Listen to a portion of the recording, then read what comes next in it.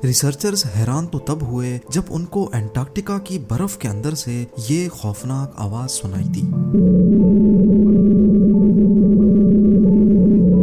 हालांकि वो स्टडी तो किसी और चीज पे कर रहे थे, लेकिन इस आवाज ने उनको एक नई बहस में उलझा दिया। जेम टीवी की वीडियोस में एक बार फिर से खुशामदीद। नाजरीन, हम इंसानों ने जब से एंटार्क्टिका को डिस्कवर किया है तब से लेकर हम इसकी मिस्ट्रीज में उलझते ही जा रहे हैं।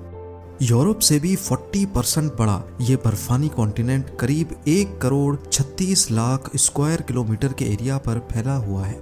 यानी इसमें 4 इंडिया या फिर 17 पाकिस्तान जैसे मुल्क फिट आ सकते हैं।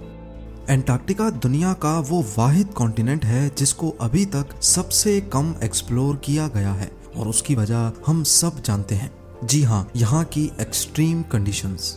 पूरी दुनिया में जितनी भी बर्फ है पहाड़ों पर या फिर बड़े बड़े ग्लेशियर्स में, उन सबको इकट्ठा भी कर लिया जाए तो वो एंटार्क्टिका की बर्फ का सिर्फ 10% हिस्सा बनता है।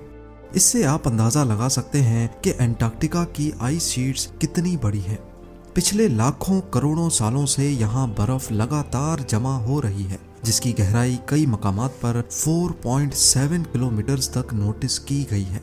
यानी एंटार्क्टिका की बर्फ के अंदर 5 बुर्ज खलीफा सीधे खड़े किए जा सकते हैं, और उसके बाद भी काफी ज्यादा जगह खाली बच जाएगी। पिछली कई दहाइयों में इस बर्फ के अंदर छुपे कई राज फाश किए जा चुके हैं, पर आज भी रिसर्चर्स यहाँ अपनी जानों को जोखिम में डालकर एंटार्क्टिका की मिस्ट्रीज के बारे में जानने की कोशिश कर रहे हैं, जिनमें से 4 आज हम इस वीडियो में जानने वाले हैं। Number 4, pyramids. एंटार्क्टिका के बारे में कई जियोलॉजिस्ट अपनी अलग अलग राय रखते हैं। कोई कहते हैं कि यहाँ इतने सख्त हालात हैं कि इधर कोई भी एंशिएंट सिविलाइजेशन नहीं बसती थी। कुछ एलियंस और एक्स्ट्रा टेरेस्ट्रियल सिविलाइजेशन का लिंक एंटार्क्टिका से जोड़ते हैं, लेकिन 2016 में सैटेलाइट ने एंटार्क्टिका में एक बहुत ही हैरत अंगेज मंजर कैप्चर किया। पिघलती हुई बर्फ के अंदर से यहाँ पिरामिड्स जैसे स्ट्रक्चर को उभरते हुए देखा गया। इस फोटो ने जियोलॉजिस्ट में एक नई बहस छेड़ दी। इसकी चारों साइड्स एग्जैक्टली ऐसी ही दिखती हैं जैसे इजिप्ट के पिरामिड्स की हैं, और एक एक साइड एग्जैक्टली 2 किलोमीटर बड़ी है। रेफरेंस के लिए आपको बताते चलें कि गीजा के सबसे बड़े पिरामिड की साइड्स सिर्फ 750 फीट या फिर 220 मीटर्स ही है। इस बात के काफी ज्यादा चांसेस हैं कि ये कोई नेचुरल फॉर्मेशन नहीं बल्कि किसी सिविलाइजेशन के हाथों बनाए हुए पिरामिड्स हैं। और अगर वाकई ये किसी ने बनाए हैं तो फिर ये भी मुमकिन है कि इतने बड़े एंटार्क्टिका में और भी कई पिरामिड्स होंगे या उनसे रिलेटेड सीक्रेट्स बर्फ के अंदर ही दफन होंगे।